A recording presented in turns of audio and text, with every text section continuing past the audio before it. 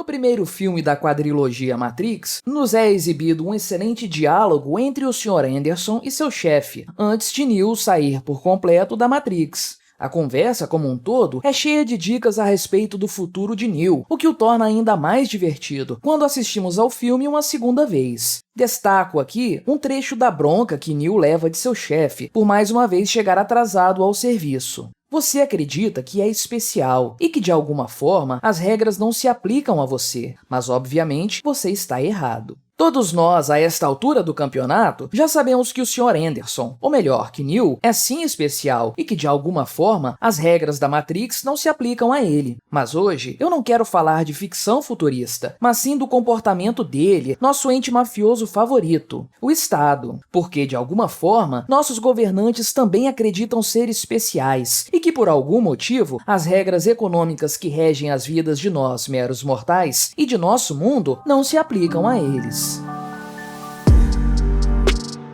Este é o canal Quinta Essência e eu sou o Gabriel. Se você gosta do conteúdo que eu produzo aqui no YouTube, deixe o seu like e o seu comentário neste vídeo, se inscreva no meu canal e considere se tornar membro patrocinador do meu trabalho, com valores a partir de R$ 1,99 por mês. Basta clicar no botão Seja Membro aí embaixo. Durante o curso de administração, eu estudei duas matérias bastante direcionadas à economia no geral, microeconomia e macroeconomia. Grossíssimo modo, podemos dizer que a microeconomia se refere às regras econômicas no plano individual, pessoas, famílias e empresas, abrangendo temas como lei da oferta e da demanda, formação de preços e outros aspectos. Já a macroeconomia lida com o funcionamento da economia a nível de país, de continente e de mundo, analisando coisas como política monetária, balança comercial e taxas de câmbio. Sempre me chamou a atenção o fato de que ambas as disciplinas, a micro e a macroeconomia, tratassem de forma relativamente diferente seu objeto de estudo, a economia, porque as regras que se aplicavam a indivíduos podiam ser desprezadas por países.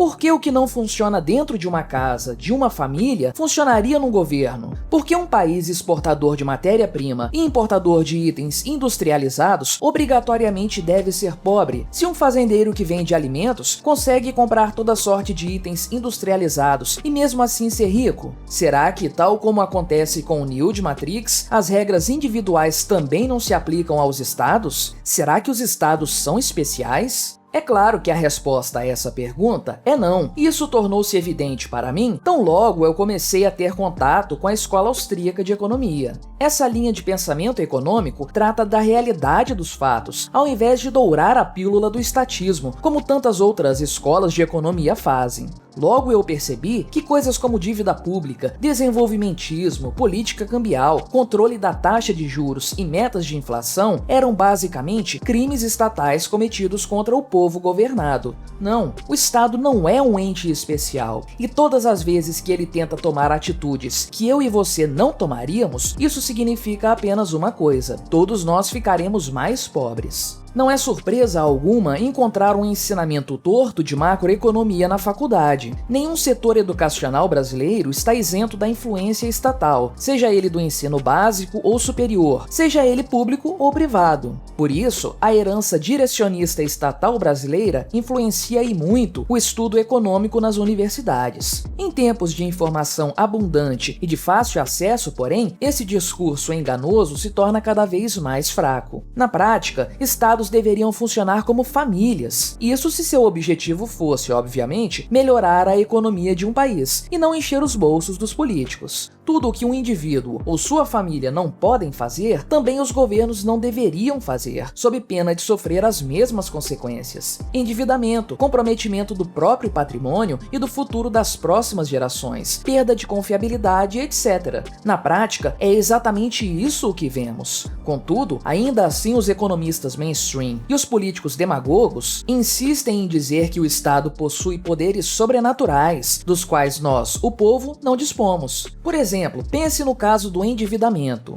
Toda família sabe que precisa gerenciar bem o seu próprio orçamento para não cair numa espiral de dívidas. O total dos gastos domésticos não pode superar o total das receitas. Do contrário, a família precisará recorrer ao cartão de crédito, ao cheque especial ou talvez ao agiota. Porém, por algum motivo, os economistas estatais parecem crer que o endividamento pode alavancar o crescimento econômico de um país. Afinal de contas, a dívida pública de inúmeros países mundo afora não para de crescer. Mas se um constante endividamento é capaz de arruinar uma família, por que ele faria um país ficar rico? Você pode argumentar, é claro, que uma família pode contrair uma dívida para, por exemplo, investir nos estudos dos filhos, o que se mostrará economicamente rentável ao longo do tempo. Vamos partir do pressuposto de que estudos se revertem obrigatoriamente em maior remuneração no longo prazo. O fato é que, ainda assim, a família precisará encaixar sua nova dívida dentro de seu orçamento, nem que seja necessário para isso cortar gastos. Porém, em se tratando do Estado, sequer podemos dizer que a dívida pública é um investimento de longo prazo com grandes chances de retorno.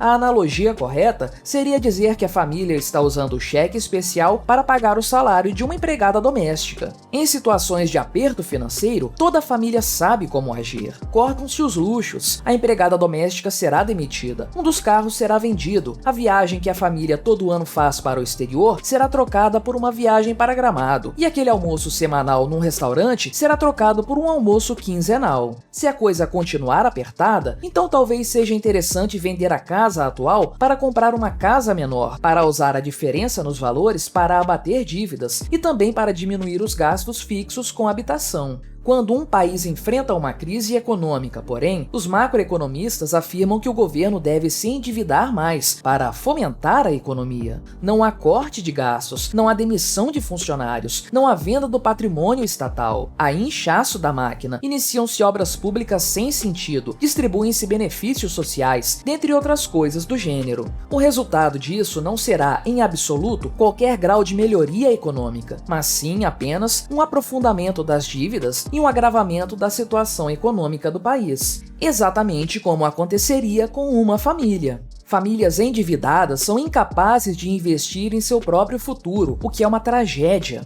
Por isso, pais e mães que possuam a cabeça no lugar tratarão de tentar, a todo custo, guardar algum dinheiro para a posteridade, a fim de evitar futuras surpresas e também buscando deixar algum patrimônio de herança para seus filhos. Com o Estado, porém, a coisa é bem diferente. Não existe pensamento de longo prazo, não existe real investimento. A ordem do dia é gastar tudo o que for possível, ainda hoje. Afinal de contas, o mandato dos cargos do executivo dura apenas 4 anos. Logo, não há tempo a perder. É assim que funciona a mágica estatal. Famílias precisam ter um orçamento restrito. Governos não. Famílias não podem se endividar. Governos podem. Famílias cortam gastos no presente para juntar dinheiro para o futuro. Governos gastam tudo o que podem hoje e endividam as próximas gerações, porque isso magicamente fará a economia crescer. E se parece estupidez acreditar que uma família quebraria uma mesma parede 3 ou 4 vezes para reformá-la em seguida, acreditando que isso melhoraria sua capacidade econômica, saiba que muitos economistas defendem que é uma boa ideia um governo quebrar e reconstruir a mesma estrada várias vezes, porque isso aqueceria a economia.